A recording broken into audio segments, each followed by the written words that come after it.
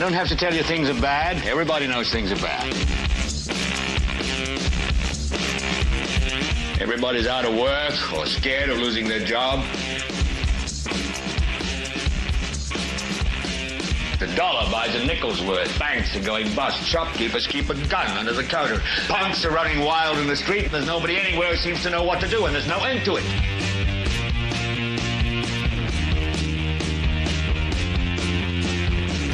The air is unfit to breathe, and our food is unfit to eat. And we sit watching our TVs while some local newscaster tells us that today we had 15 homicides and 63 violent crimes, as if that's the way it's supposed to be. We know things are bad, worse than bad. It's like everything everywhere is going crazy, so we don't go out anymore.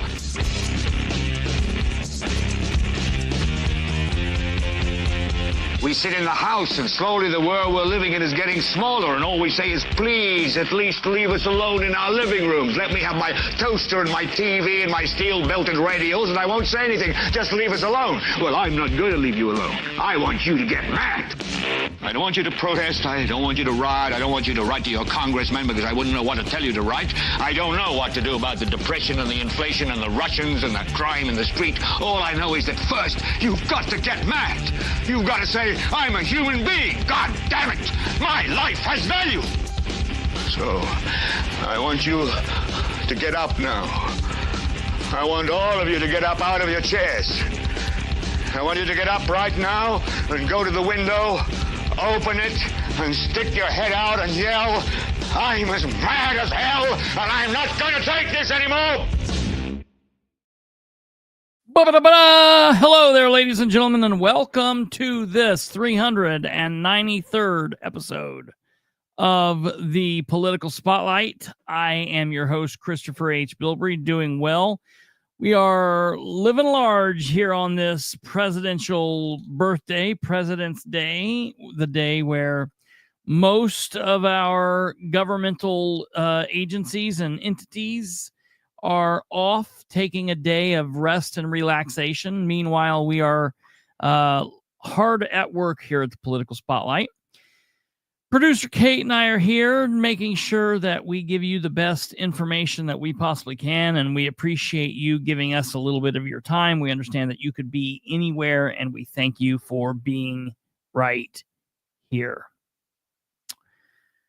Joe Lack says, after many years of marriage, I think my wife still finds me sexy. Every time I go past her in the house, she says, what an ass. Very, very true. Welcome, ladies and gentlemen. Hey, before we get started, if you could do a couple of the things that we require of you. It's not much. We don't ask for money. We don't ask you for your email address. We're not trying to sell your information off to the Russians or the Iranians. All we ask is that you kindly like the show, give us the thumb, subscribe if you haven't, click the bell to stay notified, and comment over here if you're here live, comment down here if you are here in the future via replay, and above all else, no matter where you are, share the show with everyone you know. Lenny is the host. That would be good. A couple housekeeping measures that we need to talk about here right at first. Number one, I did reach out to the gentleman down in Henry County dealing with the roundabout that we talked about the other night. He is going to come on the show. I'm going to try to get him maybe on for, I don't know about tomorrow, maybe Wednesday or Thursday. We're going to have him on and talk about what the deal is with the roundabout, why he's against it. I mean, I would be against it too, but you know what his thoughts are and what's been going on, what we need to do, and how we can help him. So I've contacted him, and he did respond back to me, said he would be willing to come on. And so we're going to try to make that happen again Wednesday or Thursday. Today is the 17th of February when we are actually broadcasting this. Depending on when you're watching it, it might not be. But as of broadcast time, it is 9:09 p.m. Eastern on Monday, February 17th, 2025. And that means today is the deadline for the Indiana General Assembly. Any House bills or Senate bills, for the most part, that were not taken care of, anything that wasn't voted on the floor today is basically a done deal. If you go to the Indiana General Assembly website, which is just, if you go, it's very difficult to work for a lot of people. A lot of people find that it's not user friendly. But if you go there and you go to the current bills, at this point forward, we should start seeing various bills gray out, which means they will show that they're dying. And so that's the situation. To my knowledge, there is nothing going with 1628. I think that's a done deal. I think that bill is dead in the water. Now, that doesn't mean that language can't show up in other bills, yada, yada, or the other bills that were similar to it can't go forward. And, we need to be watching that as well. But that bill in and of itself is gone from everything that I know.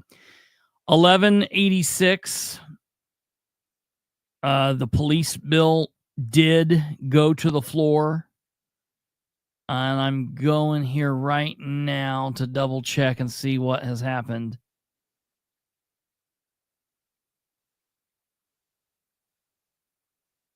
Okay. So a second reading has been called for the on it from the floor. It looks like. So I believe that it did. I believe that it did. Somehow I got out of there. I believe that it did get passed. I believe that it passed today.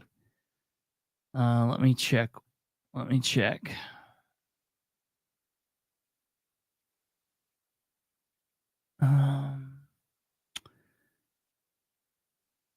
I'm not seeing any official votes yet.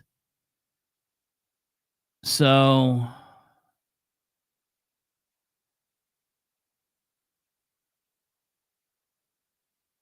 yeah, we'll have to still stay up on what's going on here. I don't see any.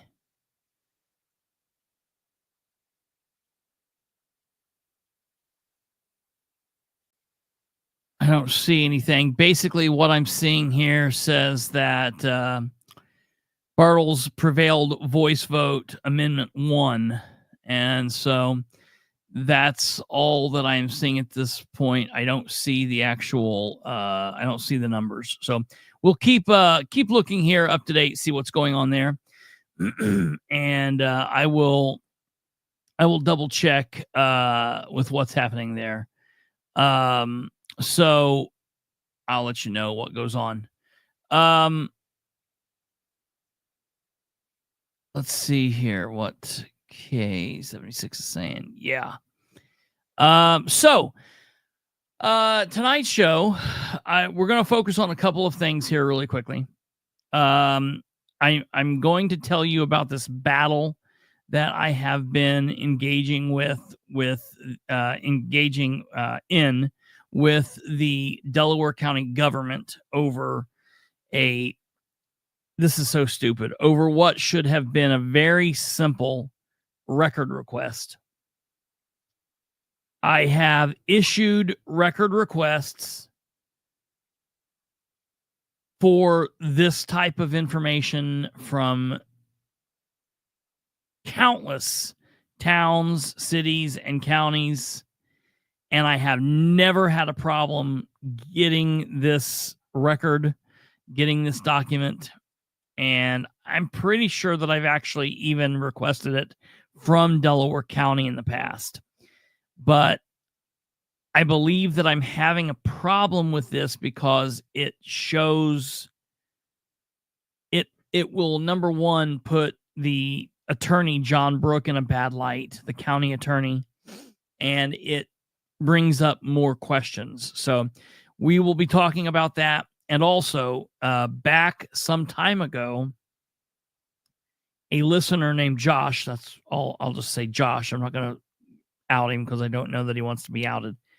But a listener called Josh asked me if I could go through the APRA, Indiana Access to Public Record Act, if I could go through how to file a record request, what you do, what you look for, what you ask, how to go about doing that, and what to expect, and then the process, and then the process of how to file a complaint if that needs be. So that's kind of what we're going to be going over tonight.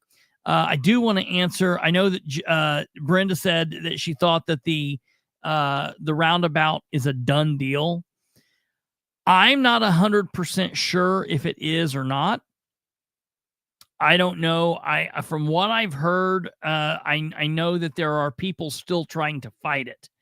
As far as it being a done deal, like they put the project in and it's happening, that might very well be, but the people in the area, I think, are still trying to figure out some way to, pull out all the stops, to notify media, to get in contact with the governor, state representatives, people from NDOT. I think they're just doing everything they can.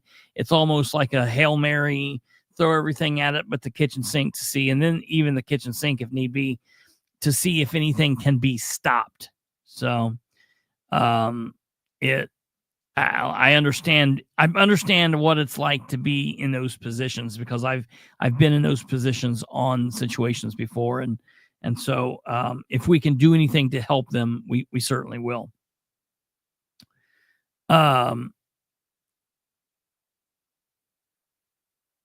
Brenda, don't blame who?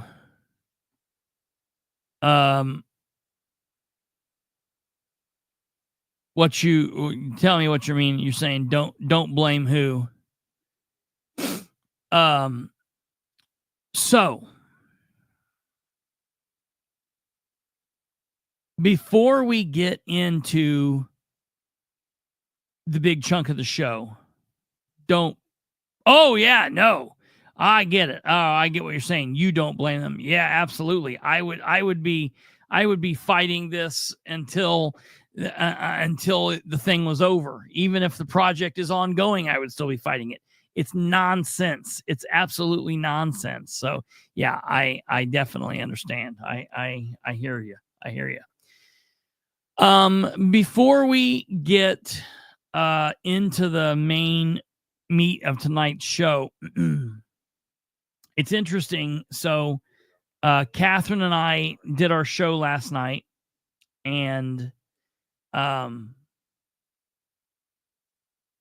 couple things I need to clear up a little bit of fallout that has happened, I guess, after last night's show. There's been just a little bit of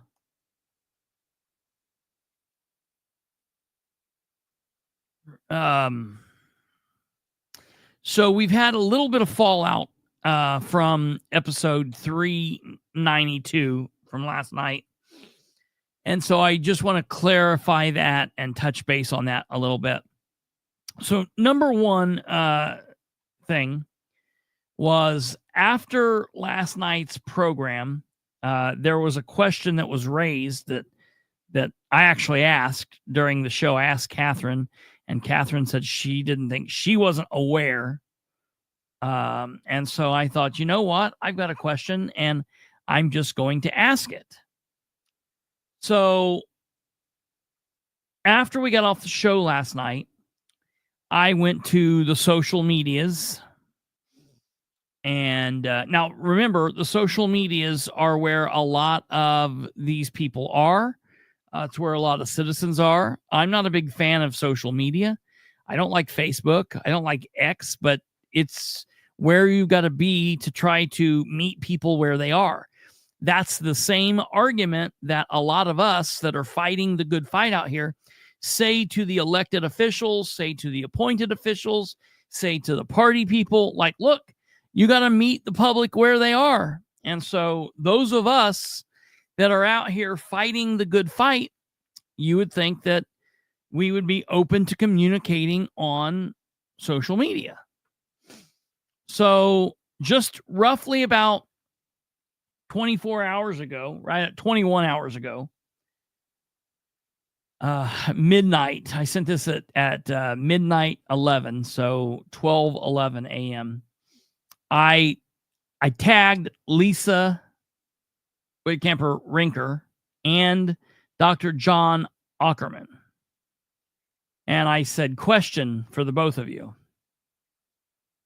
Do you guys have anyone lined up for secretary and treasurer of the Madison County GOP? Is there anybody running with you? Do you have anyone lined up? And then I just went on about my merry way. Now, I'm a little disappointed that we're here now 24 hours later and neither one of those individuals have responded to that question. I don't have a private message from either one of those individuals. I don't have a text message from either one of those individuals. I don't have a comment on Facebook from either one of those individuals. So we'll see. I'll give them another 24 hours and we'll see if, they have a yes, no, I don't know. Any kind of answer would be great. Like, just to not answer is not a good look. But so we'll see what happens. So that's thing number one that I wanted to talk about. Okay. I mean, listen, I would expect, I didn't email them. I tagged them, so they should have got a notification on Facebook. And I know that at least Lisa, well, both of them are pretty regularly on social media, especially during this race. So, I would expect this from Russ. But I believe that we'll see more, we'll see better from Lisa or Dr. Ackerman. So that's issue number one. Issue number two that I have is, man alive, I don't know if any of you are involved or even remotely around the Delaware County Republican Party hubbub. But since Wednesday or Thursday of last week, there's been so much chaos and nonsense, text messages, people, one person calls the second person, and then they're texting, person B, and person B's on the phone with person A, and person A's texting person 2, and you get off the phone with that person, you call somebody else, and everyone's just calling and texting, and there are groups where there's 5 people in one group, and then there's another group, and there's 7 people in it, but 2 people from the first group aren't in it, but there's 2 other people. And then there's another group, and there's only 3 people in that group. And then there's another group, and there's only 4 people. And everybody's going crazy. Oh, who told who this? Who told me this? Who told you that? How did that information get out? How does this keep leaking? How does Kristopher Bilbrey keep getting this information? How does Kristopher Bilbrey know this? How does so-and-so know that? And, it's during times like this that I turn to some of the greatest philosophers of the world with some of the greatest philosophy and quotes and thoughts on this, I turn to two of my greatest sources for comfort in times like this, philosophy I look to, are the two known as Lennon and McCartney. One specifically is John Lennon, and he penned this amazing thought lyric, if you want to call it, and it says, well, here's another clue for you all. The walrus was Paul. And that's from The Glass Onion. And I feel like that's a message that I want to put out to these people that are supposed to be adults in this Delaware County Republican Party nonsense. I want to tell you first and foremost something that Ryan Webb told me long ago, and I think some people would think that this would make me mad, but it doesn't. It lets me know that Ryan understands the assignment. Ryan said, however much we talk and however friendly we are, like, I understand that you're not like my friend. I understand that you're not here for me. You're here to keep me accountable. And I just want to make sure that everybody is aware of that. Like, I've got friends and I'm friends with people. I'm friends with Kate. I'm friends with Brandon. I have friends, police officer friends that I was friends with long before, like, the major political actions, but I'm not friends with like political people. We are acquaintances. We know one another, but I'm not part of the Republican Party. I'm not part of the Democrat Party. I'm not here to make you have a good time or to help you get elected or to help you keep a secret or to, what I mean? I'm here to make sure that you're doing things above board. I'm here to make sure that shit is running smoothly. And when it's not, that's a problem for me. And like, don't get it twisted. Like, your political aspirations mean nothing to me.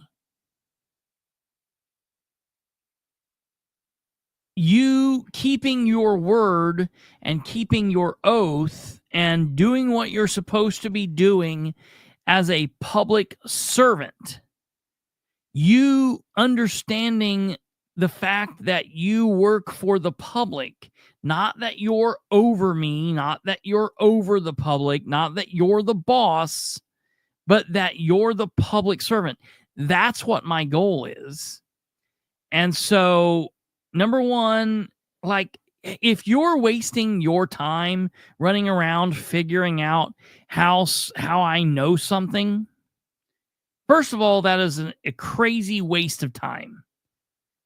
Because I can promise you, the only way that I'm not going to know something that's in your mind that you're thinking is if you don't utter that to another living, breathing, ask Dan Ridenhour. I've found out things that he's told his wife. How does that happen? That one time I was like, I wouldn't be surprised one of these days if Ridenhour picks up the phone and tells me his plan. And then I'm like, hey, guess what? This happened. And then he's still sitting there thinking, well, how did this happen? So it's a wasted exercise for you to spend time trying to think, well, who got this to Bilbrey? How did Bilbrey know this? Because that's what it is. That's what my job is. My job is to dig and to find this information out. Like, it's crazy to me. Instead of running around and trying to figure out how this person knows X, Y, or Z, or who's looking into who told someone this and someone that about this group or whatever, maybe, just maybe, stop with all the cloak and dagger bullshit, or just learn to understand that information is always going to get out, number one, but number two, and most importantly, it's always going to get back to me one way or another. That's just what happens. That's how I do what I do. That's how we operate this here. That's what makes us good at what we do here. Trading in political information from people telling stories is my business, and business is good. So, just keep your mind set on trying to do the right thing and continuing to try to make things the better. Don't spend so much time trying to keep secrets and play games and do all this nonsense, because I don't have any interest in that. And matter of fact, the first time I start hearing about people making these cloak and dagger groups and stuff like that, I want to blow all that stuff up. I don't want to. That's not my thing. I question the reason. Listen, I don't have a problem keeping a secret. I keep lots of secrets. I don't burn sources. I had somebody today say, "Well, you told somebody this." I said, I do not tell people information that other people tell me. I keep that in, and I never let people know where that stuff comes from. I do not burn sources, and I keep my promise to people when I say that. And if something is for constitutionally in line and we have to sit on something for a minute, I get that. I understand that. But I'm not into the whole cloak and dagger. And because you know what happens when you start doing that? When you start having this group of 4 or 5 people that are the middle of the room and they're quiet and nobody else gets to penetrate that and learn, these people start to elevate, even if they don't mean to, above the rest of the crowd. And then at that point, it makes them no better than the people they're fighting, the people they're trying to overcome. So just knock it off with all that nonsense. That's very important, okay? All right. Now let's get into the show. So, okay. Back last Thursday, I went to the Delaware County Redevelopment Commission meeting. We played that on the show. You can watch that on the show you can go back to our show and you'll watch that from last week. Last Thursday is when it was. So it would have been episode 391. You can watch that. Or you can go to the Delaware County Government YouTube page and you can go to the Delaware County Redevelopment Commission meeting. Now, it was a long meeting. It was 2 hours. And there's a lot of important stuff in that meeting that you should probably watch. But specifically about what I'm talking about here, if you go all the way to the end, matter of fact, it was the last 5 minutes of the meeting, I question the board during public comments about the whole disappearing claim situation. The claim that went before them and they voted on, and it was to pay $3,300 to the Delaware County Attorney's Office, Brooke and Struble. They represent the commissioners, the auditor, all of the other, day in and day out government workers. the Redevelopment Commission, they also represent. And so the claim was voted on Thursday, November 14th, 2024, to pay Brooke and Struble a check from the auditor's office. Now follow me. This is very important. They turned in a claim. The claim was dated November 6th. They voted on the board voted on this in an open public meeting to pay Brooke and Struble $3,300. And at the very top of that claim, there was a description of an action that they were billing for $100 for a conference call with an unknown person named Bill, which I'm doing that jokingly because we all know it's Bill Walters. All right, so unknown Bill Walters for a conference call because of something that occurred with the SBOA, which is the State Board of Accounts, and the FBI, which is the Federal Bureau of Investigation. And this 5-person board voted 5-0 to pay the claim to Brooke and Struble. There was no clarification. There was nothing else. That's what happened. You can even go and you can watch that back. We've covered it on the show multiple times. We've watched it. I'm not even going to spend time going back. We've watched it. If you haven't heard it, go back and watch it. You can also go to the Delaware County government thing and look up their meeting from November 14th, 2024, and you can see it. It's at the end of the meeting. So then after they paid it, life went on. It got into my hands, as things do. We were just talking about this, and I found out that there was a question with that little description, that very first entry, that I found out that when you request that document, that claim from the Delaware County government, they don't give you the claim that those 5 board members looked at. No. They give you a different claim. Dare I say it, and it's not dare I say it, it is actually true, a doctored claim. Not a claim that the board went back in and voted to fix and make the actual claim, because the board never voted on that. The board voted on a claim showing $100 plus a lot of other things going to Brooke and Struble for a grand total of $3,300.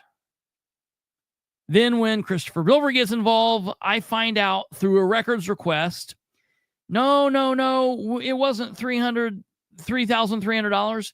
It was $3,200. But we fixed that well in advance, and nothing, no harm, no foul. Everything was good. That was fixed ahead of time. Well, I'm like, okay, well, then that means you owe the Redevelopment Commission $100, or we got to figure this out. So I go to the meeting and I ask about this, and they start off saying, "No, this is not confusing. It's confusing because it's not confusing, but we fixed it all ahead of time." John Brooke even starts to tell these 5 people, "We talked about this. We fixed this during the meeting." And I speak up and I'm like, no, we didn't. This did not get fixed in the meeting. This did not get fixed in the meeting. Thank God Amber spoke up and said, nope, this did not get fixed in the meeting. And he's like, well, we did it. Look, listen, I don't think they realize, and Stumblefoot right here saying it, I don't think I've ever seen you this upset over a double-digit bill. Now, if it was sandwiches, well, we would have take this to Linda. Yeah, absolutely, I hear you. And let me be clear about this. I'm not upset over the $100 bill. I'm upset because listen to what the implication is here. John Brooke said, We fixed it behind the scenes going to the auditor's office. Wait a minute. What's that mean? So you mean you went in without the board knowing and you told the auditor to write you a different check?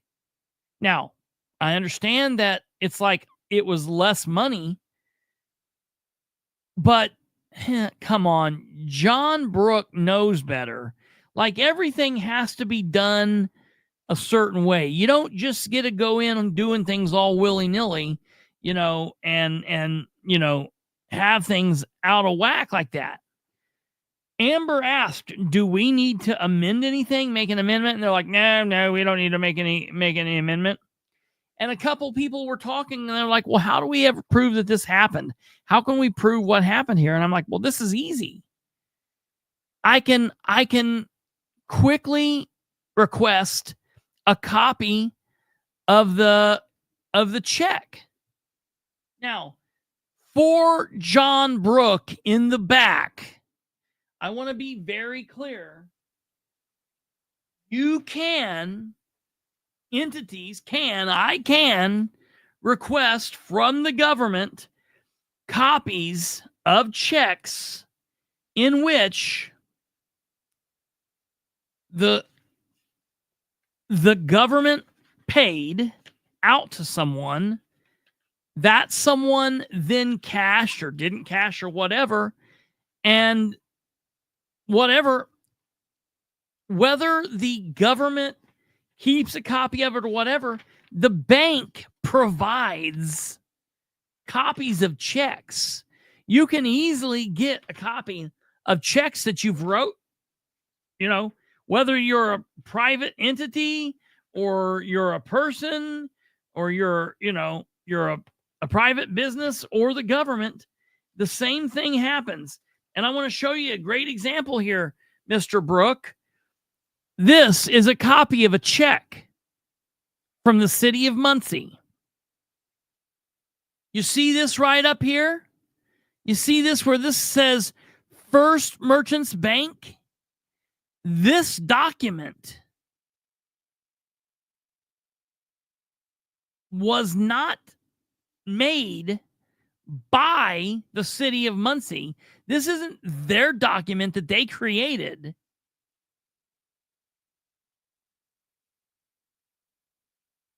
This was a check that the city of Muncie wrote, $7,474.50. The controller endorsed it. In Delaware County, the auditor would endorse it. And they provided it to the person they provided it to. In this case, it was Dustin Clark. Okay. And a couple days later, Dustin Clark endorsed it with his little girly signature here. He endorsed it. And he gave it to the bank. And you know what? When I requested this, the city of Muncie got this copy from First Merchants Bank, and it shows me the front of the check and the back of the check. And I've received copies of checks from Delaware County. I've received them from the city of Muncie. I've received them from Indianapolis. I've received them from Anderson. I've received them from Winchester. I've received them from Randolph County, Newcastle, Henry County. Look, this is a simple thing, bro. So the fact that this seems to be going so far over your head blows my mind. Okay? And I'm being facetious here because, look, I feel like I know why you're doing it, honestly, but I'll play stupid. Look, I'll play stupid. Since you're playing stupid, I'll play stupid. All right? We can both be stupid together. So I want to show you a series of emails from Mr. Brooke and myself that we've been sending back and forth to each other since last Friday. Okay.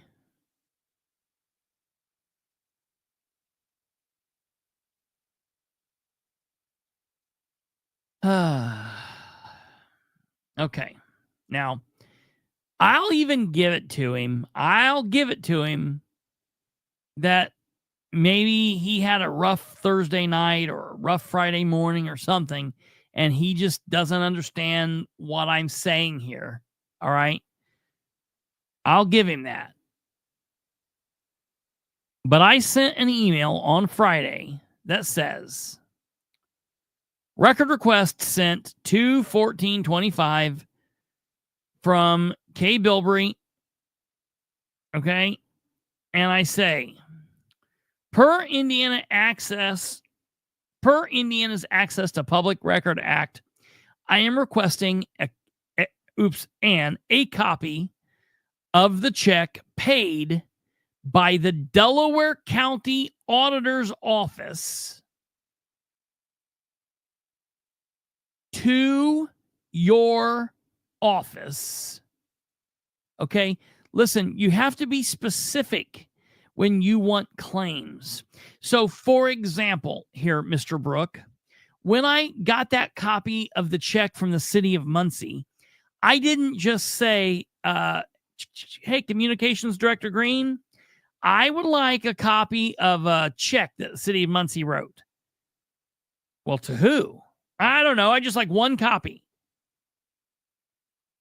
No, you tell them who wrote the check, city of Muncie controller, and who the check was to. So in that thing, I requested the check written from the city of Muncie controller to Dustin Clark. Very much like this email, Mr. Brooke. I'm requesting a copy of the check paid by the Delaware County Auditor's Office. See that right there?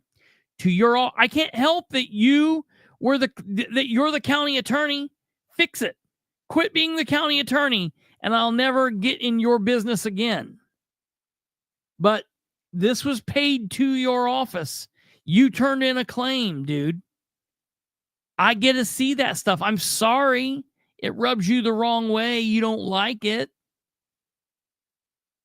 After the Delaware County Redevelopment Commission meeting voted to pay the claims during their November 14th, 2024 meeting, the check I am requesting would have paid the claims from your office on your invoice dated 11/6/2024.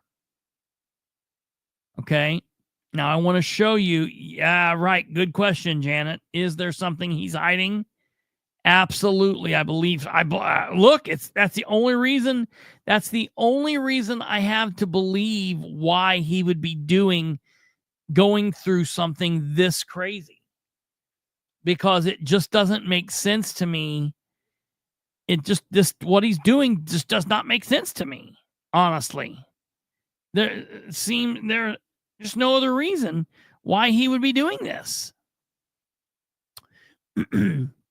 Because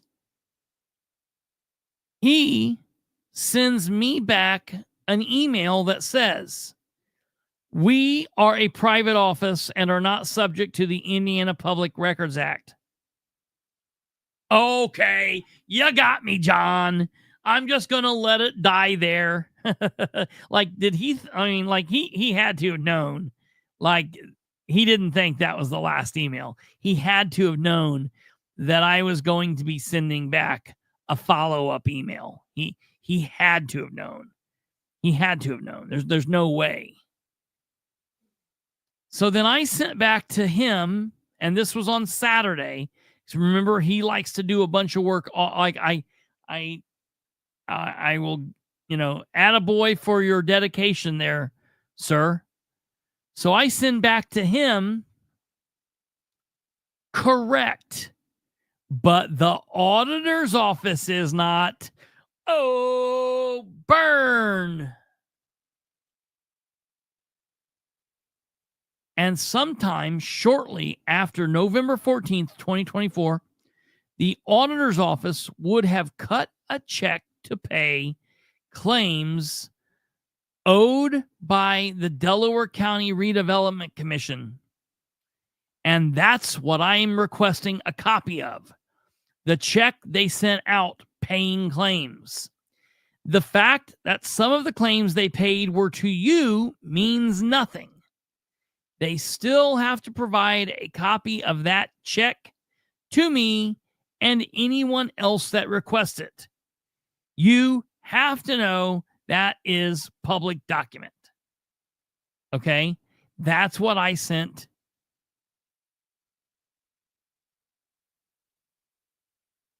It's not city. There's nothing city because it's not city because the Delaware County Redevelopment Commission is not city. It's Delaware County. It's not the MRC. This is the Delaware County version. So this has nothing to do with the city. This is all county related stuff. So I sent that on Saturday. Okay. And then what happened? He sent me back a message telling me everything was okay and we were all done. Do you think that happened? Okay. Well, that's not what happened.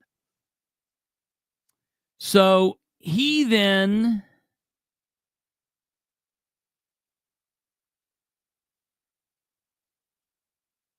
hold on.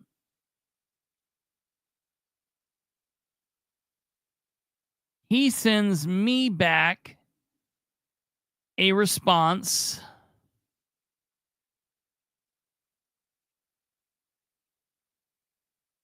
February 14th.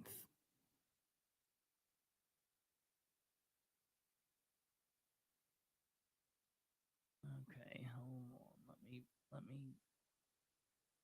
get what he sent me back.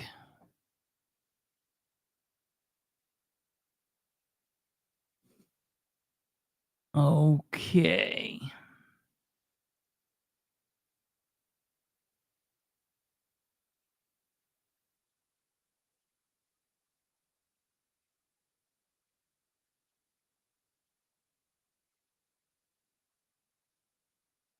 February 14th.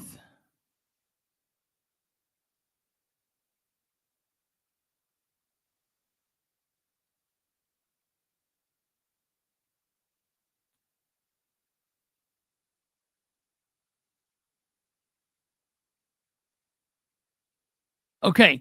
Yeah, right here. So then he sent me back on Sunday.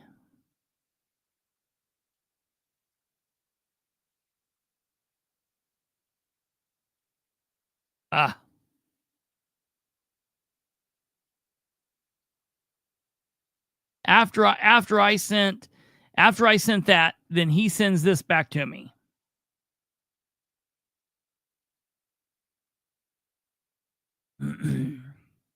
Then this needs to be addressed properly. You sent this to my law office only. We are not a public agency to serve public record requests. This needs to be sent to the appropriate office that may or may not have copies of canceled checks. I don't know if the county receives copies of canceled checks. Okay. Well, so I want to talk about what he sent there. So I will give him the benefit of the doubt here for 1 second and say, I did not send this to the auditor's office. And I'm going to tell you why I didn't send this to the auditor's office. Because I've sent the auditor exactly 4 or 5 record requests since Ed Carroll's been in the office. And a couple of those he never, ever responded to. I didn't ever get the record request completely filled until I then sent them to John Brooke. One time I sent Ed a record request, and he told me to address my request to John Brooke's office. So the auditor told me to address my requests to the county attorney's office. And then another time I requested something, and he didn't even respond. He just forwarded it to the attorney. So I will admit, I did not send my initial request to the auditor. But the reason being is I knew that Ed would not complete it without sending it to John. I have sent John record requests in the past for the commissioners or for various other people in the county building that I haven't sent to the office. I've just sent it to the attorney because I knew that it would go to the attorney anyways. And Brooke has never fought me on it. Brooke has always just completed the request.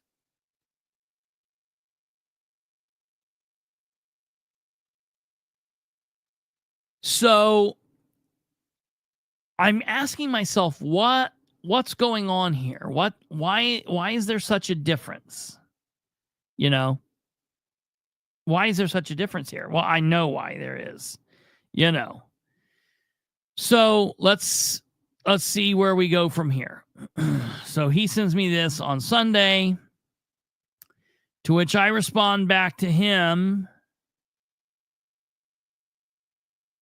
Strange.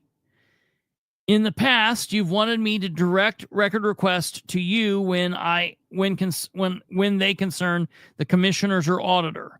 But that's fine. I can waste time sending this to Ed for Ed to send to you. Or better yet, I'll file a complaint with Luke Britt tomorrow for this runaround bullshit. Either way, at the end of the day, you know what I'm requesting is in fact requestable. If they don't have a copy on hand, as you know, they can request it from the bank. This is not rocket science, but I'll play the game. And then I immediately started a new email thread in which I sent the email to Ed. I carbon copied the attorney and all the people in his office, and I was like, this is a records request. I've already sent this to Ed, but he's playing some kind of game, so I'll play along with him. He knows what I want. This is what I'm requesting. Have at it. Let me know. So that's what I sent back to Ed. Yeah, right, Alva. That's exactly right. That's exactly right. Well, I just figured that when I sent that to Ed, that would be the end of it, right? He'd wait to talk to Ed, and then he would send me back a message. You know, I knew they weren't open today. I knew Ed wouldn't be in. Ed wouldn't be discussing this with him today. So I knew I'd have to wait till Tuesday. But John Brooke wasn't done.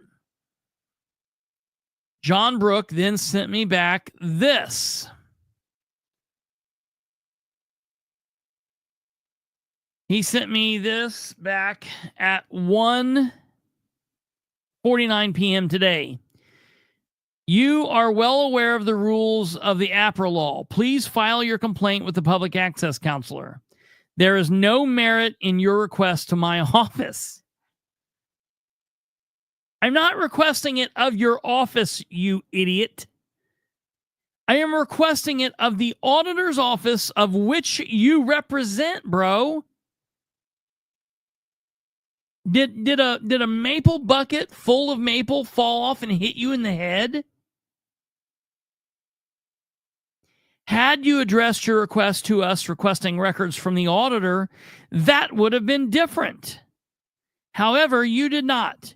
Your request was solely to my office, and it will not be provided from my office. This is different than he's the only person in the county that has, I can't say that. The sheriff has given me records. Anytime I have record requests from the sheriff deals with me directly. That's always been that. But and the prosecutor's office. But anyone besides the sheriff and the prosecutor, I have only received requests from John Brooke. Ever.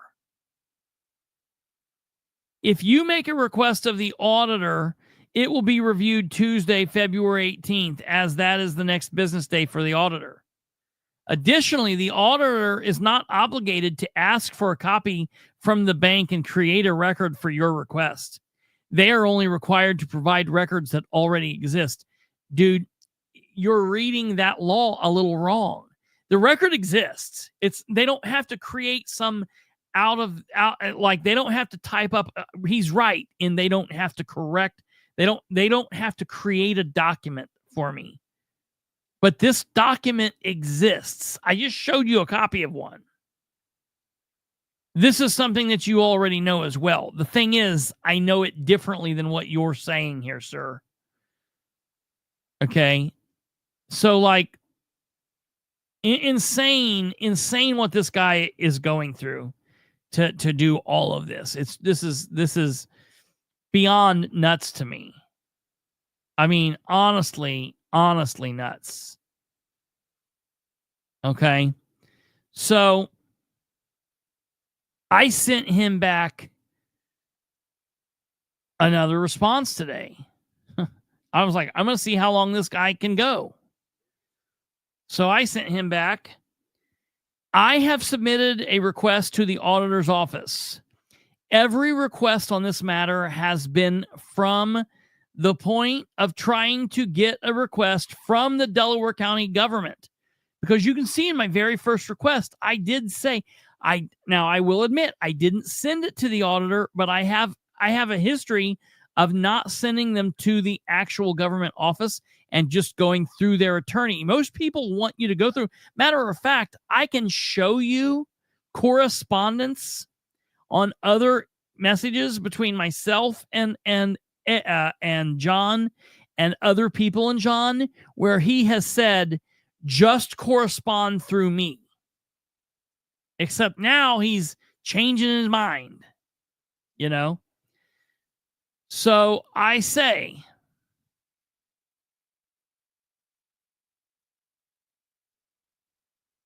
every request on this matter has been from the point of view of trying to request from the Delaware County government, of which you are the legal representative.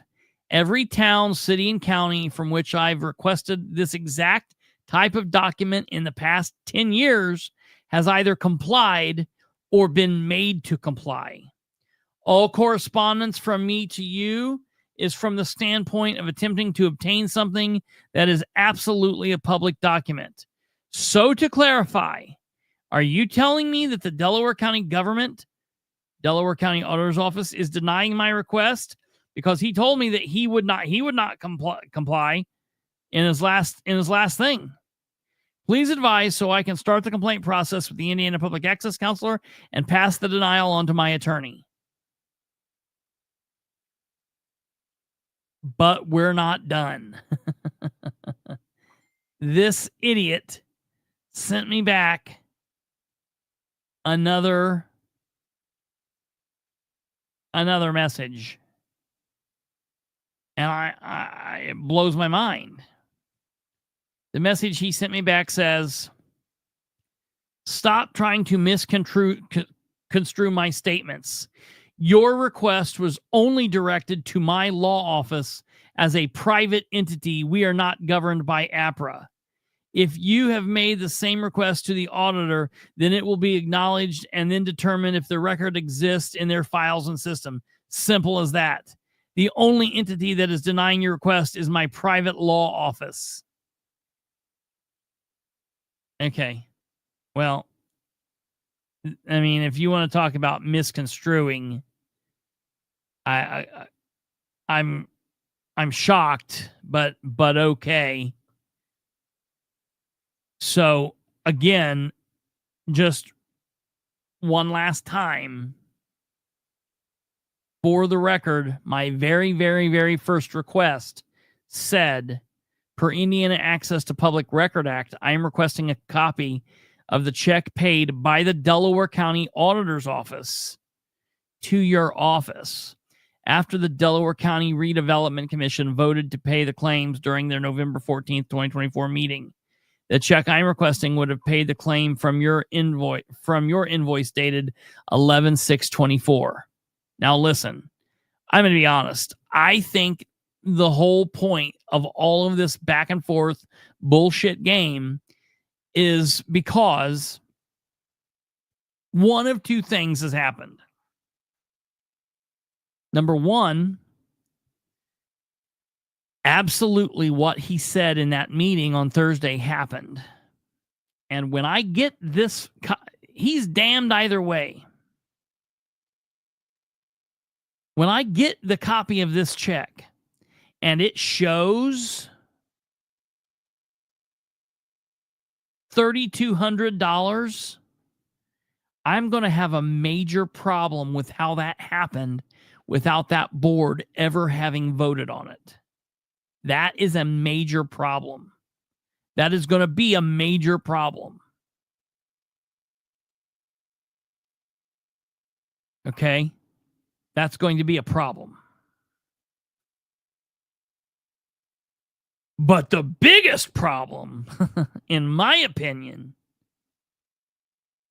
I don't know. I don't know which one's bigger. To me, I almost think that's the bigger problem. Yes, Alva, he is. Yes, he is, sir. To me, that's almost the bigger issue. If he went in there and changed something without a vote and without anyone from the body knowing, that's a bigger issue. The other issue, which is either bigger or smaller, and you guys let me know, which do you think is a bigger issue? Is it a bigger issue if I get the copy of the check and it actually shows 100 less what we all thought it was and what the board thought it was, because that means they were doing it behind closed doors with no one knowing, and that also means what else have they changed or been changing or could change or will change? That's a big issue in my opinion.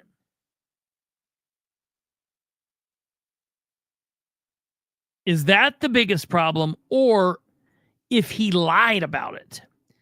If I get the check and the check is actually a copy of $3,300 and they just never fixed it and just hoped that nobody would ever look. What's the bigger issue? What's the bigger problem in your mind? I don't know which one's worse.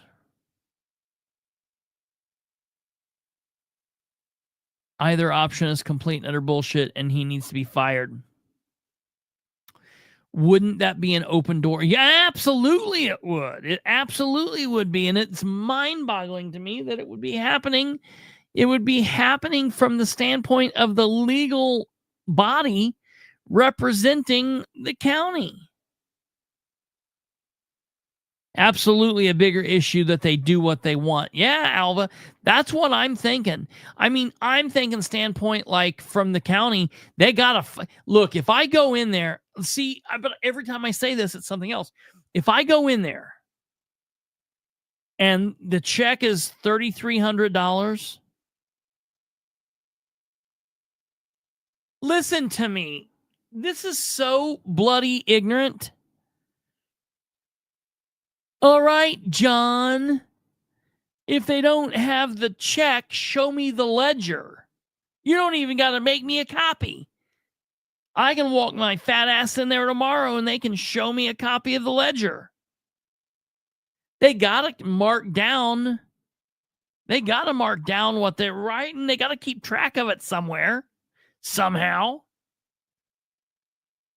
So if they provide it to me or I walk in or whatever, and it's $3,300, then he's lied in an open public meeting to the people who employ him. And that's a problem. And they should probably fire him. Cut his services. But as soon as I say that and lean to that direction, then I think, but if he went in there and he did whatever he wanted, and Ed let him do it, man, if Ed did that, see, that's, oh God, that's then a problem for Ed. It's a problem for John. And again, don't get lost. I don't care if this was $10. I don't care if this was $10. It's the principle. Get it? You understand? So I'm going to call Luke Britt's office first thing in the morning.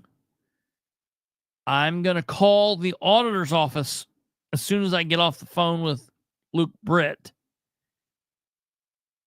And we're gonna get this thing straightened out soon, because we don't have no time to be waiting weeks and months on this. Now,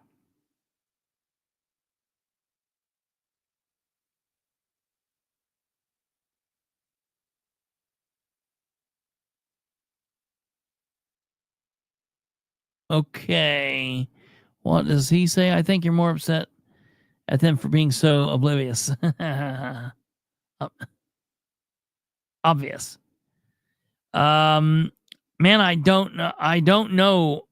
Obvious. I don't know which one. Man, no, I don't know. I just don't like John Brooke. I don't like John Brooke. And I don't know this, but I get the sneaking suspicion that Brand doesn't like him. So I hope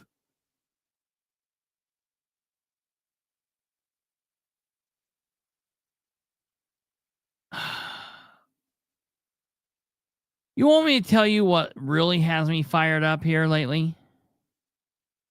I'm going to tell you what really has me fired up.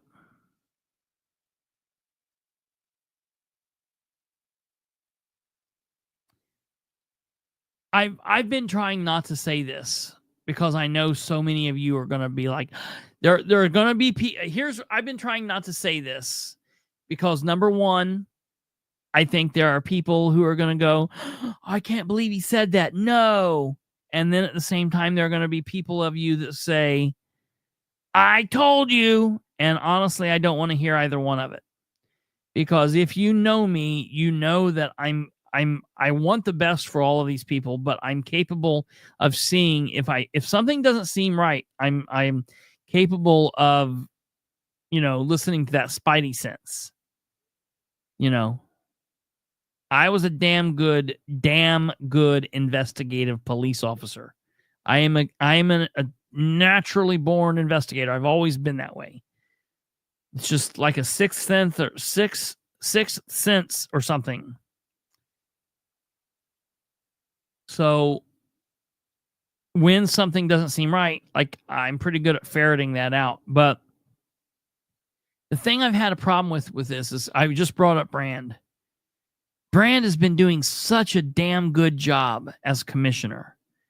And I like Brand and I want Brand to do a good thing. But I'm going to tell you. All this party crap's put a little bit of bad taste in my mouth where Brand is concerned. And I hate that because we're a month in. Now I'm still giving him the benefit of the doubt and I ain't doing anything. It makes me go, oh no. I hate that. And it makes me mad at him for that happening. That makes me mad personally. Makes me mad at myself for feeling that way. But let me tell you, I've been burnt by these people so bad in the past. And I know that there's people out there that's going to you're not going to like me saying that. I don't care about that as much. I want to be clear. Chris sees dead people. I care about what your thoughts and your feelings are. But when it comes to my thoughts and feelings on an elected official, nobody gets in my way. I can argue with my grandparents. I can argue with my mother about politics. And if I can argue and disagree with my mother or my grandmother, my grandfather about politics, a wife, girlfriend, whatever, I can definitely argue with you people.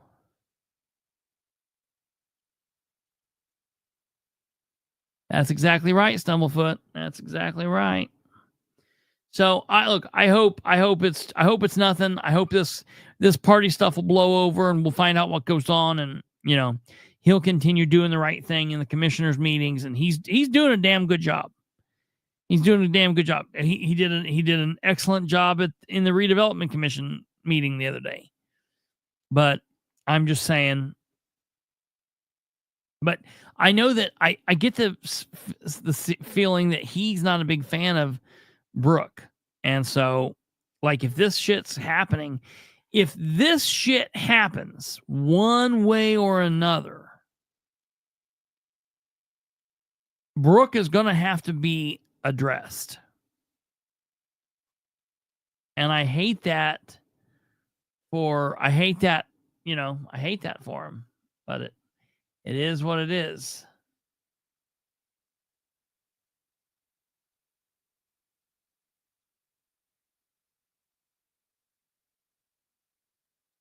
Ah, that's good. That's good. Okay. Now, I want to here at the end, I'm going to get into some of this record request stuff. So, the number one thing I tell everybody, and I've talked about this before, but it never hurts to go back through it again. And this is very important for anybody. It doesn't matter if you're somebody that's going to get political or you're somebody that just is kind of interested. Everybody should know this, because anybody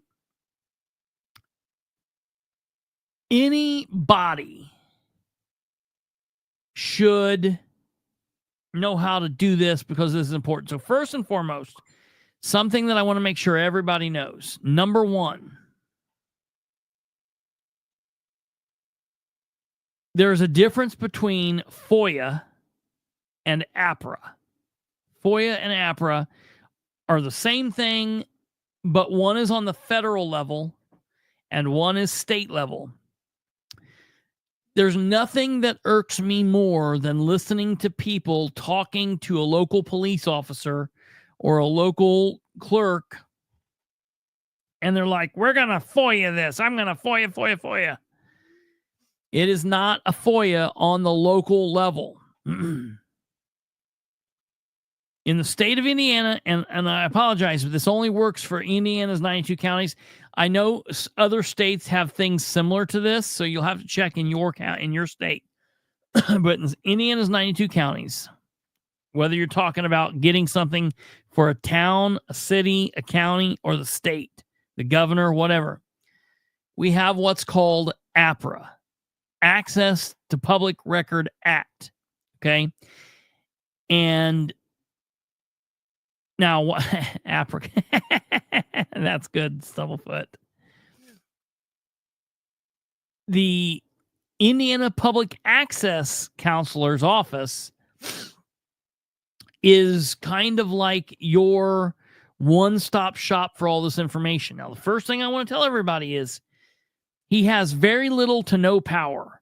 The Indiana Public Access Counselor has no power.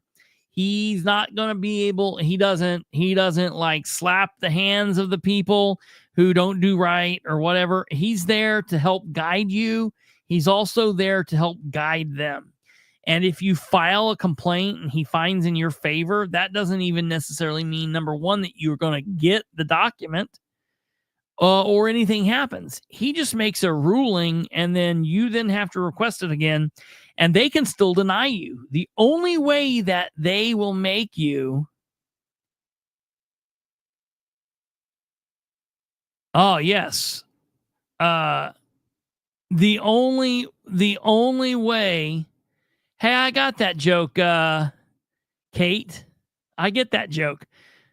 That's strange. I just recently found out all about that. Anyways, the only way that you will actually ever get something done I'm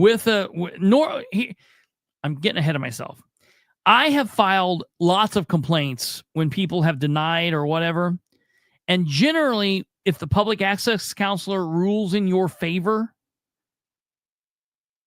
the government entity or whatever will just go ahead and give you the file. If they don't, you then have to file a lawsuit. You have to hire the attorney, go through the battle, and you got to do that. Now, what will happen is, if you have a Public Record Act, if you have a finding in your favor, that will help you in court, and I believe it can allow you to have your attorney fees paid if you win in court. I believe that might be the case. But thank God I've never had to go through that. But so let's go through this. Number one, public access request. An APRA request. The thing that you need to know is you need to look up and anyone can Google this, the Indiana Public Access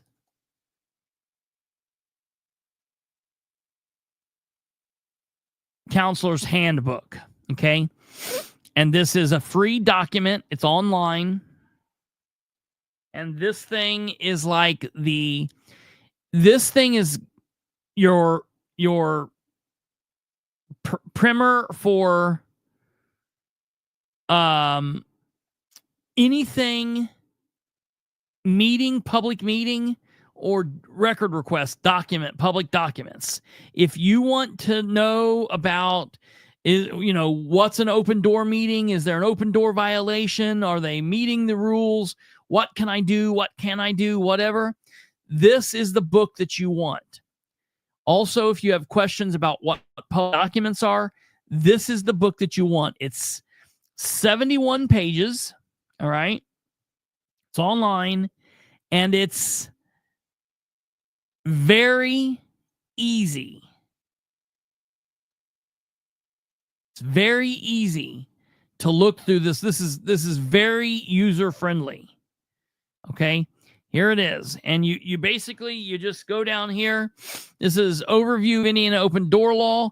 It tells you, what's a meeting, who has access to government meetings, what government meetings are open to the public, what is a public agency, is it possible for a non-for-profit corporation to be required to comply with the open door law, what is a governing body, what is a meeting, what is not a meeting, can a member of the governing body attend a meeting electronically, what's an official action, what's a serial meeting, if there need what if the need for a public meeting is uncertain, are email exchanges considered meetings? They go down through all of this. Okay, they talk about remedies for the open door violation. What can I do if I think a governing body violated the open door? What remedies are available? Okay, and then they go down through there. And then next is the open door law and legal commentary, and then they give you all that information. Okay. Section 3 is overview of the Access to Public Record Act. Who may access public records? What kind of documents may be accessed? What records may not be accessed? May I request information in the form of a list? When can a public record be accessed? How can public records be accessed? There's a lot of things in here. All right. Now, this document and the Indiana Public Access Law, because this is just a handbook, but there is also state law that governs this. Okay. And whatever that law says is the gospel. So, for example, when I first started, I've been political since I've been 10 years old, but obviously at 10 years old, I wasn't doing this, as I've told you before. When I first started doing this, and it came to my attention that I was going to be from time to time, and then, since 2015, I can't even begin to venture to guess how many public record requests I've requested from all sorts of governments. I can't even begin to tell you. Okay. Lots. Lots. Hundreds a year. Okay. Hundreds and hundreds a year. Okay.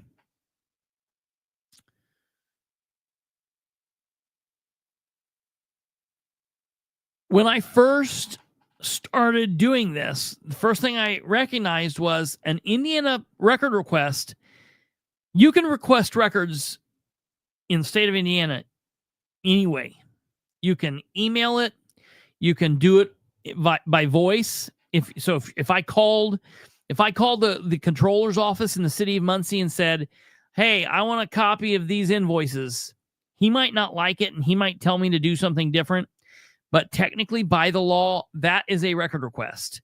I could write it on toilet paper. I could put it in crayon. I can email it, whatever.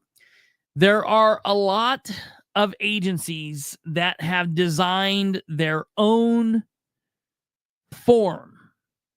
and they want to try to force you to use that form. Okay. Now, when I first started doing this, I sat down with Luke Britt on the phone, the public access counselor, and I talked to him about, how to go through all this. And I took copious notes. And then I sat down with an attorney and we drafted a blank record request form. And that is the record request document that I use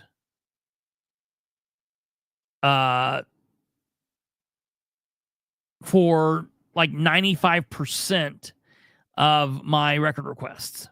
Okay. If I request something from Henry County, I use this form. If I request something from Delaware County, I use this form mostly, not 90% of the time. What you saw that I did with the thing with John Brooke, I did not. I just sent an email, but that was because I was just requesting one little picture, one check. So I didn't go all out, but generally 90% of the time when I file a record request, I'm filing a record request with this form. Okay. And I'm going to give you an example. All right. I'm going to show you an example. Okay. So my request form looks like this.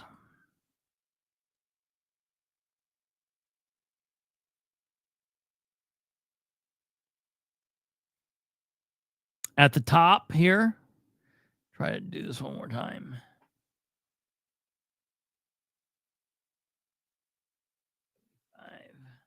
Okay.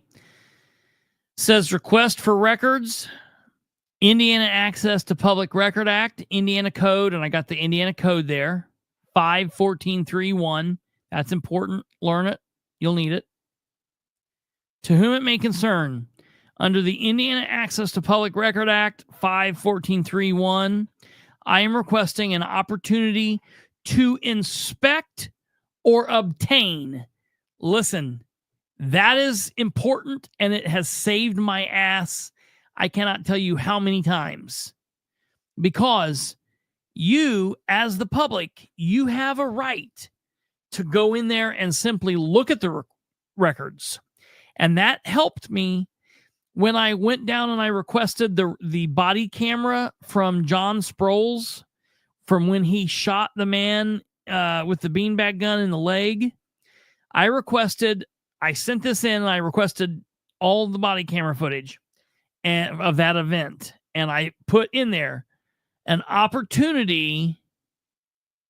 An opportunity to inspect or obtain. Well, they thought they were going to stop me when they sent me back and said, okay, your records are ready, but before you can pick them up, you owe $750. And I was like, whoa. I don't owe you any money. And they're like, yeah, we're not going to give you these because they could charge a money because they had to prepare the records through the video and do that stuff. I said, no, I want to inspect them or obtain. I'm not asking for a copy because you have a right to request to go in and look. Like, for example, I could tell Ed and John, I want to come in and look at the check, and then I could make a copy of that check with my phone. I could take a picture of it, and they can't stop you. When I went down and we had a big fight, they weren't going to do that. They said, no, you can't come in. So I then filed a complaint against them. And Luke Britt said, he's right. He gets to come in and look. And they had to set me up a space down at Henry County, and they let me go in there, and I was able to watch them all. And if I wanted to record anything, I could use my equipment to record, and I did. And then if there was anything I wanted specifically to buy, then I could. And I did that. But you need to have that in there. Opportunity to inspect or obtain. Very important. Okay. Moving on. The following records. Now, here's something that you need to know. You can't just say, hey, I want to request every document at City Hall from 1816 forward. That's not going to work. You have to be specific about the thing that you're looking. Like, for example, I will frequently want to get emails between, say, Ridenauer and the council, or Ridenauer and the Ridenauer camp up north. I wanted to get their emails back and forth. So you're supposed to be specific. So I'll say, I want emails between Mayor Ridenauer and the 9 city council people, and you have to list a date. Now, you can't just say a blanket date like for the last 5 years. Luke Britt says that he would rather you request at 6-month periods at a time. You can issue as many record requests as you want, but I generally will do a couple of things. You see here these bullet points: 1, 2, 3, 4, 5, 6, 7. That is a very large record request. I generally don't request that many records at one time. I don't know. I'm surprised they let me get away with that. I normally only request up to 4 or 5 things at the most at a time.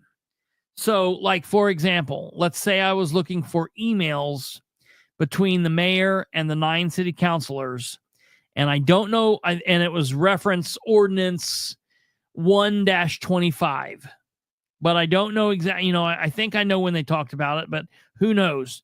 So I'll say, give me the emails between July 1st, 2024 and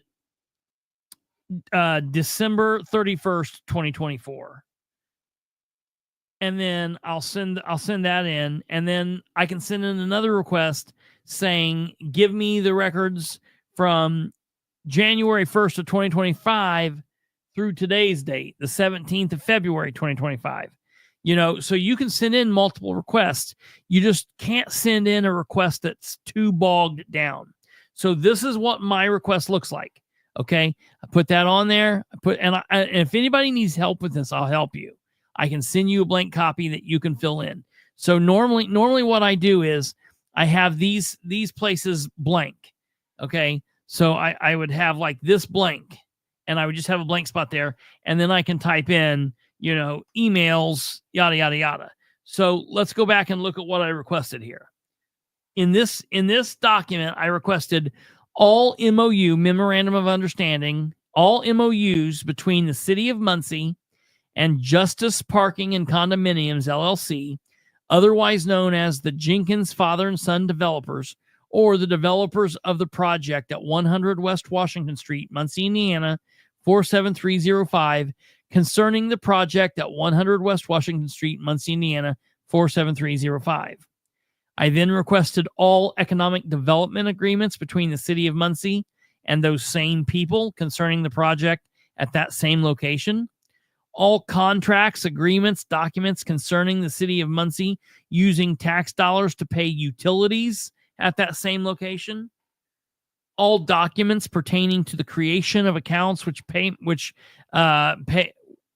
payments for the utilities came out of at that same location. All RFP documents concerning that location. All emails, both to and from the Mayor Dan Ridenauer, Deputy Mayor Richard Ivey, Controller Craig Wright, Deputy Controller Matt Wegley, Board of Works members Linda Gregory, Ted Baker, between July 1st, 2021 and today, December 3rd, 2022, concerning the property at 100 West Washington Street and payments for utilities there. So I wanted the emails concerning payments for utilities between those people, between those dates.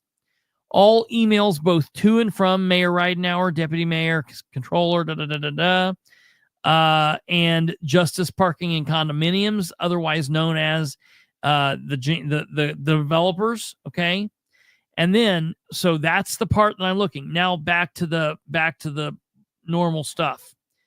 The requested information is in the public interest and will contribute significantly to the public's understanding of the nature of the city of Muncie and its operations and allow for transparency. The Indiana Access to Public Record Act requires a response time within 7 business days.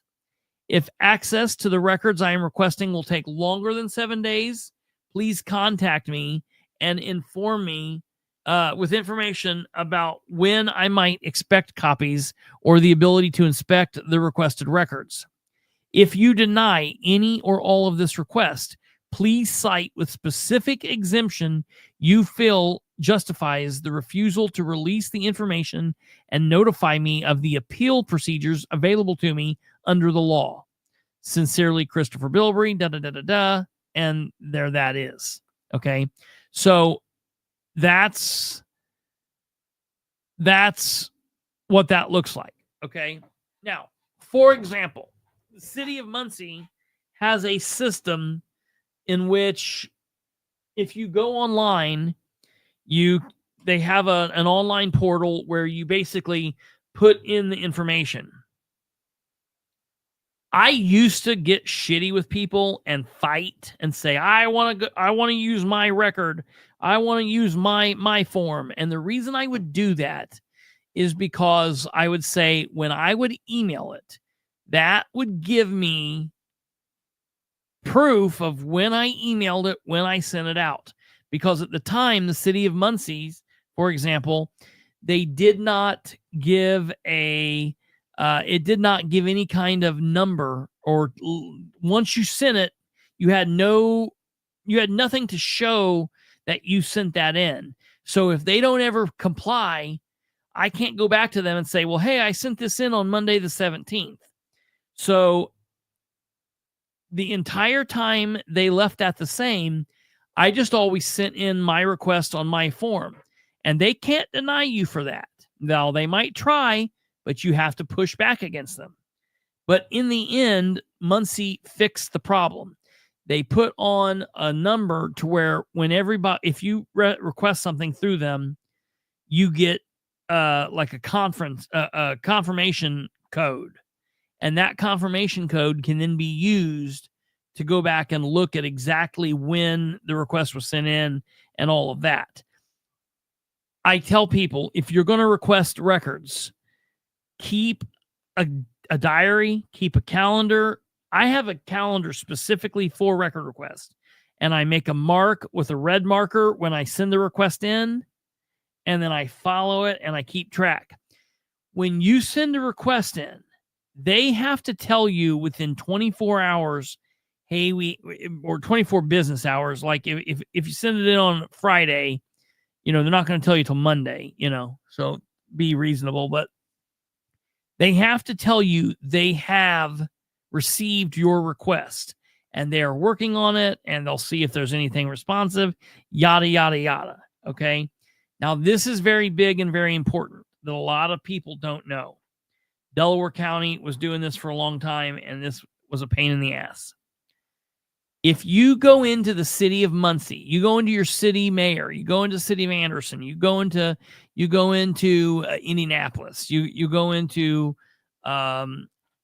Bloomington, and you request something from the mayor, from your Yorktown Town Council, wherever, okay, your county commissioners,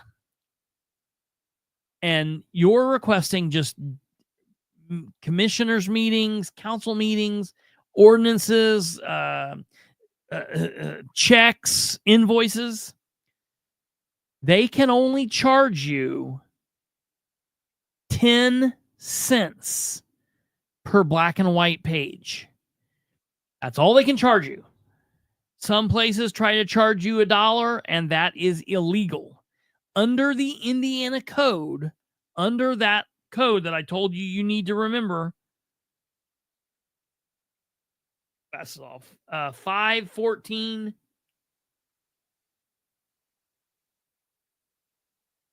$514,311 under that Indiana code, they can only charge you 10 cents per black and white copy. Okay? If they try to charge you more than 10 cents, you pull up the Indiana code and you tell them, that ain't going to fly with me, bro. That's not working. It's 10 cents. And you let them know that. If it keeps on, you contact Luke Britt. I stood in the Delaware County clerk's office. They had up on their thing, all record requests are $1. And I went and requested records. And he was like, hey, you have 173 documents here. That's $173. And I was like, bullshit, dude. I'm not paying that. 10 cents. 10 cents for the records.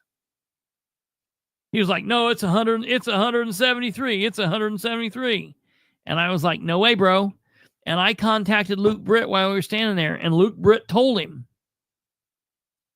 So I gave him my $17.30, and I walked my happy ass out of there with my records. Okay? Now, I will tell you, that changes if you're requesting color copy, it's 25 cents. And if you're requesting court documents. Now, what do I mean by court documents? Some court documents are only 10 cents a copy. If you are requesting anything that is officially, that has a stamped seal on it, they can charge you between $1 and $5. If you're requesting, say for example, you're requesting, you have a deposition. Depositions are salty. Salty. So depending on how long they are, whatever, because you're paying for the court reporter's time and all that stuff. So, there are some differences, but probably 95% of everything that you're going to be requesting is 10 cents a copy. You run into a problem like that, give me a call. I can help you find it where it is in the code. I can help you get in a hold of Luke Britt. There's ways around this. Body cameras are of a horse of another color. All right. There's so much weirdness around this because they have to go in and make sure that there's no, private information like social security numbers, or that they're not recording juveniles. If there are any juveniles, they have to go in and blur them out so they can charge you money for the work that they have to do. That's why I always say it's best on a body camera footage if you tell them that you want to come in and inspect it on their equipment. And then you can go in there and you can watch it. And then if there's a part of it that you want, you can record it on your phone, on your camera, whatever you want to do. Or if there's like several and you watch them all and you've got like 3 over here or duplicates or don't really matter, but one of them really matters, then you can say, well, hey, I'll buy this one.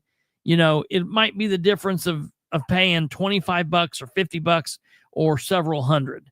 So just, you got to think smarter, not harder. If they're denying you, if they deny you, or if they just simply never issue you your records, which I've had all of this stuff happen, you have to file what's called a public access counselor complaint. Okay? A public access counselor complaint. And I'm going to show you what that looks like.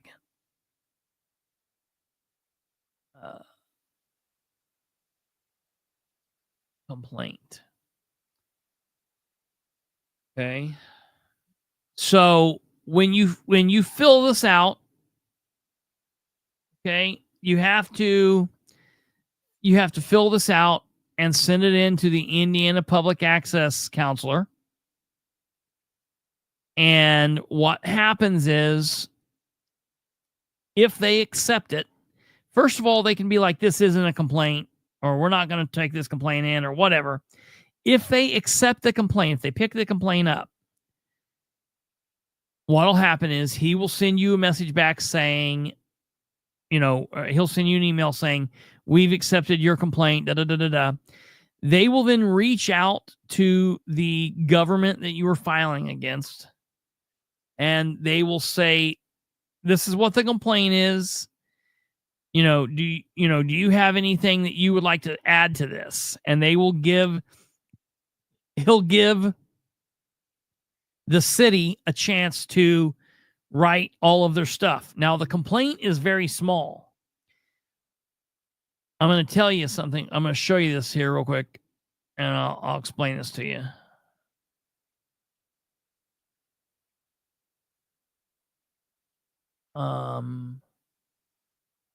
Okay, right here.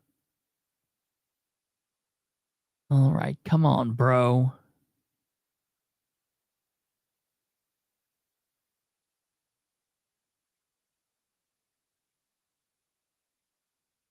Oh my God, I knew that.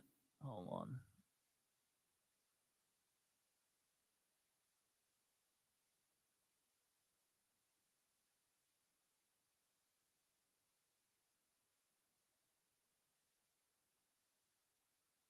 Come on up, brother. Here we go. So when you fill out this public access complaint form, no way. Why does that look so trashy? What is going on? Hold on.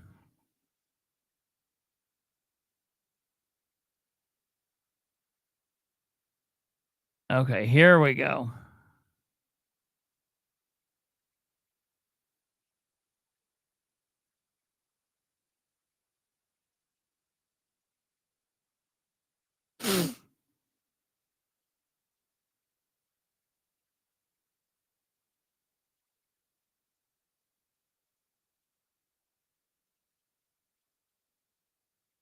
There we go. Stop. Present. Share screen.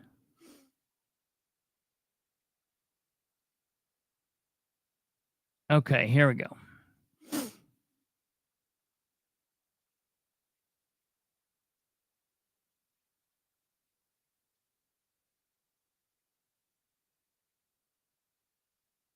Share screen.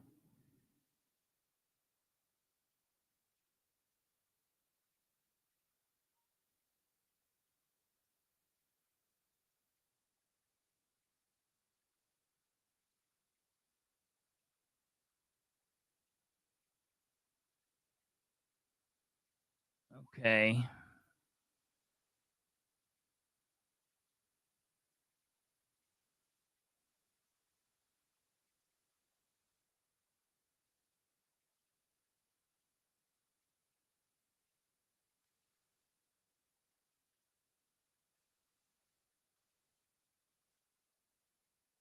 Give me a second here. I'm having to trick this.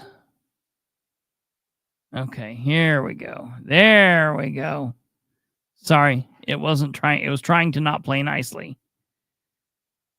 There we go. So here's what the complaint form looks like. And you find this by going to www.Indiana Public Access Counselor, that thing. Just if you Google Indiana Public Access complaint form, it will pop up, and you fill it in. You fill it in with your name. You fill it in with all your information, and then it provides you the narrative down in the bottom. Now, listen. Some people fill this out very briefly, but I don't do anything briefly. I fill this out like I used to fill out police reports. What I will normally do is I will write in this box, see attached document, and then I will write the entire thing out. I will provide every bit of information, because generally what happens is you turn this little complaint form in, and then they decide if they're going to pick up the case or not. If they pick up the case, they then tell you and the government you're complaining against, hey, you have 2 weeks to submit any of your other information. Well, I don't ever have to do that, because by the time I've turned the complaint in, I've filed every bit of information that I have ever turned in. Let me see if I have let me see if I can show you something here. Let me see. Brit. Let me see if I can find a complaint that I've turned in the past. Executive session, public complaint. Let me see here.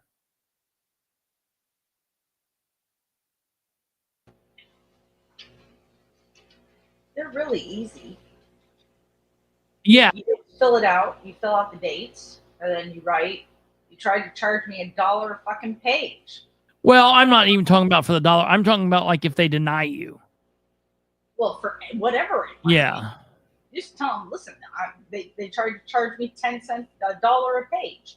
Or I requested this, and they told me to kiss their ass. Yeah, yeah. In nicer words than that, of course, but. Okay, here's a good example. Oh, you found one. Okay. I found one right here. Oh, oops. Let me stop that nonsense. Formal complaint. All right, this was for the Henry County Sheriff's Department. Okay. So, put in your information. All right. All your information up there at the top. Information about the public agency denying the access, Henry County Sheriff's Office, Henry County Sheriff John Sproles, put in all their information. Okay. Now, look at this. On 7/7/23, I filed a record request with the Henry County Sheriff's Department. I wanted to inspect video footage from body cams and still videos of the use of force incident that happened inside the jail.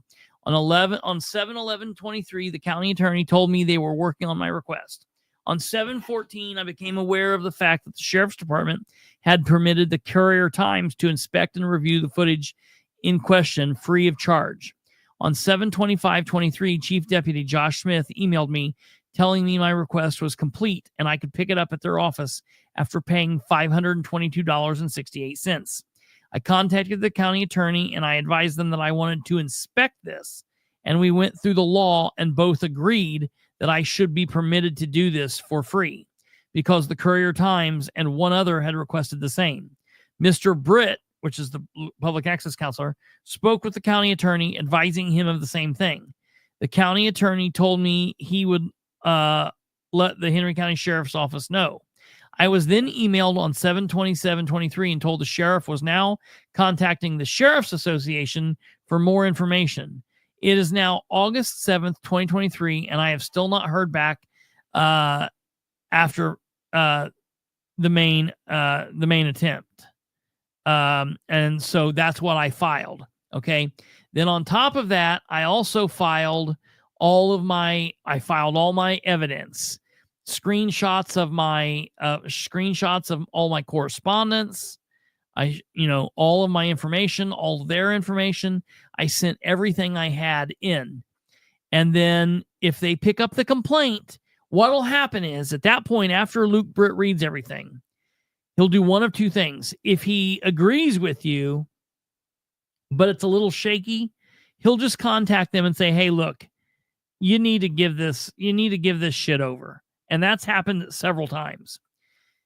But if he thinks it's a good complaint and they are in the wrong, he will then pick up the complaint and he will write what's called a public access counselor's opinion. Okay. Now, these opinions that he writes, it's not like it's called an advisory opinion. And it's not like, I'm trying to think.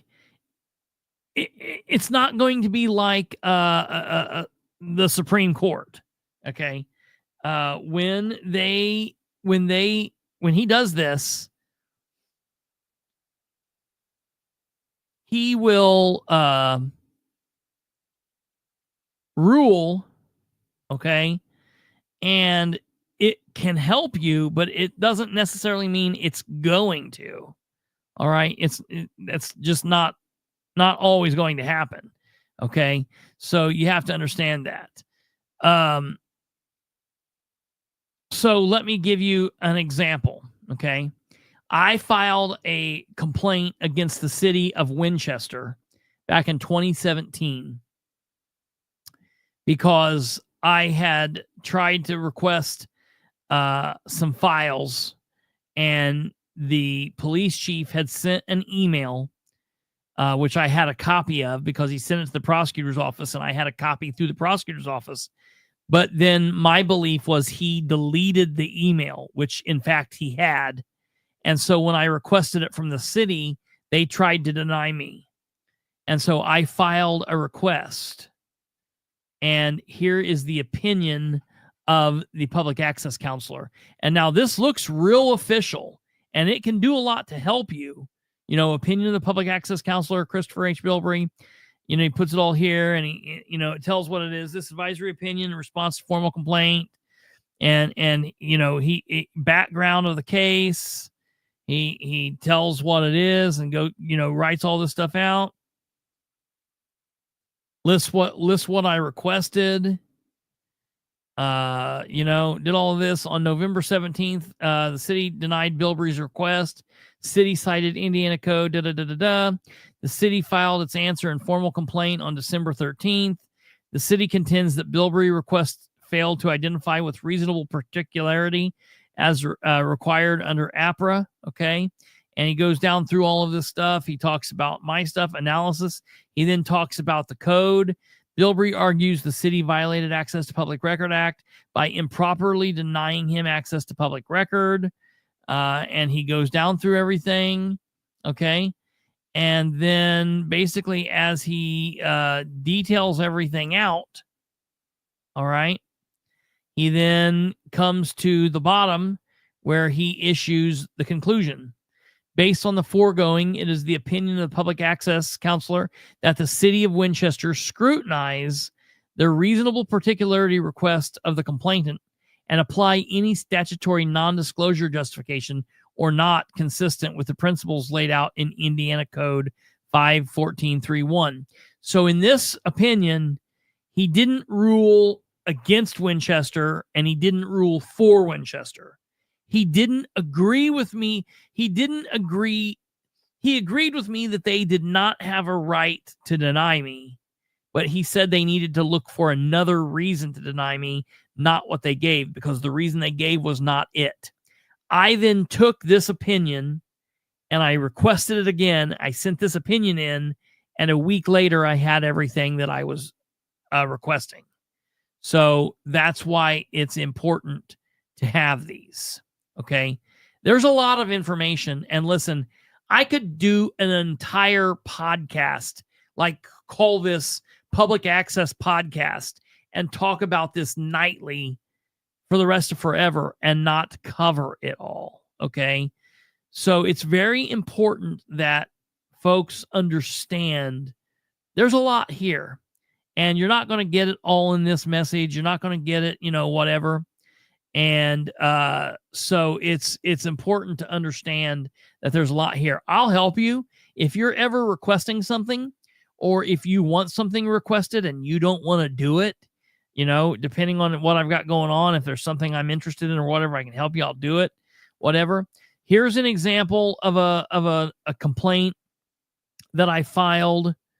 There are so many of these with my name on them. This is a complaint I filed against Henry County in 2020 because they violated the open door law. And in this situation, he found in my favor. Conclusion: based on the foregoing, it is the opinion of this office that the Henry County Board of Commissioners violated the open door law. And so he did rule in my favor on that situation. And you know what he ended up doing because of that? He then put on like a 4-hour training class there in Henry County, telling them like what they needed to do. And the people that I was complaining about in this, which was the Henry County Commissioner, Bobby Plummer, somebody I used to battle. She and I have since became very friendly. She's really turned it around. She took all the information that I ever gave, or all the information other people did, and she became a hell of a commissioner. And I back Bobby Plummer 1000%. So, this stuff matters. And I'm so happy that the man, Josh, asked me to talk about this. If you guys ever need help with this stuff, I will help you. It's pretty clear cut. There's a lot of stuff in law that's like, man, you could read it 1,000 different ways. And this stuff is very similar to that too. But this stuff has basically been hashed over so much that it's basically clear cut. And there are some things out there that might be questionable, but I can tell you one thing that I know is not. I know that requesting a copy of a bank, of a check, a canceled check, or a completed check is definitely a freaking public record request. That is one that they have to comply with. So whatever the hell that John Brooke is doing, all he's doing is delaying the inevitable. So I'll keep you guys posted with what goes on. Hopefully I'll hear something here in the next day or so. The complaint. I haven't filed one. I haven't filed a complaint for the Vegas trip because they've not denied me. He's telling me he's working on it. I tell you what I'll do. I'll file a complaint now that I have a reason. See, here's the thing with John Brooke. I have never battled with John Brooke like I have now, because although I've never liked him, he's always been really good with record requests. But it's only been, and I'll be honest, I think he's taking out on me that King lost, and that I hate King, and that I'm not a part of that. I think that he sees his time is coming. I think that he knows that he is up against it. Tick tock.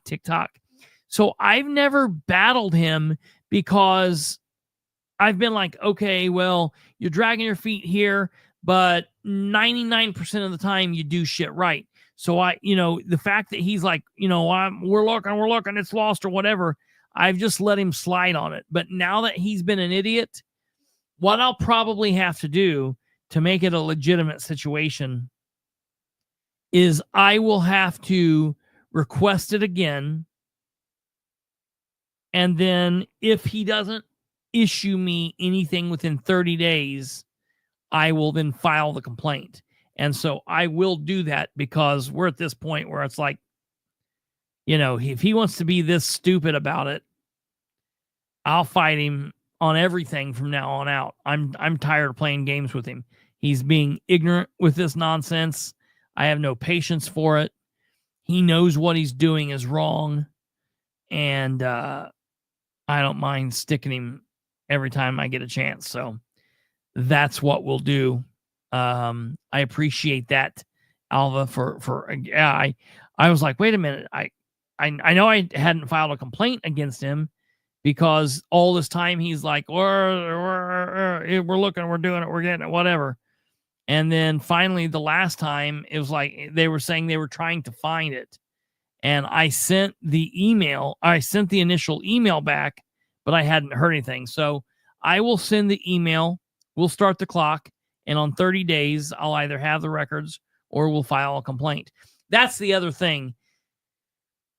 You can't request something, get denied, and sit on it. If there's an open door violation that happens, or if you file a record request and they deny it, Luke Britt wants you to submit your complaint within a pretty timely manner. They don't want you to like sit on it. So that's the reason I would have to 1000%.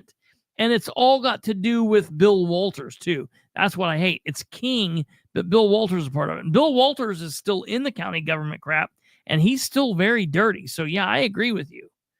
So, all right, I'll keep you guys posted. Thank you all for tuning in. We will be back here tomorrow. We've got a lot of good stuff we're going to cover. We still have stuff from Dustin we're waiting on. I still have records on Dustin that I'm waiting to get back. I'm still waiting on his batting average. I know he's freaking out about it. So every day we get closer is one more day closer to him either, I don't know, saying he doesn't have anything, or I don't know. It's what it's going to be when he turns over his records. I cannot wait. I'm so excited for it, but it's like a hurry up and wait. So you guys, thank you all for everything. We will be back here tomorrow night at 9. There is a Delaware County Commissioners meeting tomorrow morning at 9 o'clock. Jackie Fisher brought that up.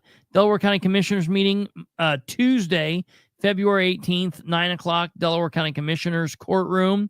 I don't know that we'll live stream it. I might not live stream it, but it will be up on the Delaware County government page. And then if we don't live stream it, we'll talk about it tomorrow. We have some other things we'll be talking about tomorrow, so stay tuned. We will be back here tomorrow night at 9. Hope you have a wonderful Tuesday. Have a great rest of your evening. God bless each and every one of you. We will see you back here very, very soon. Thank you all for everything. Good night.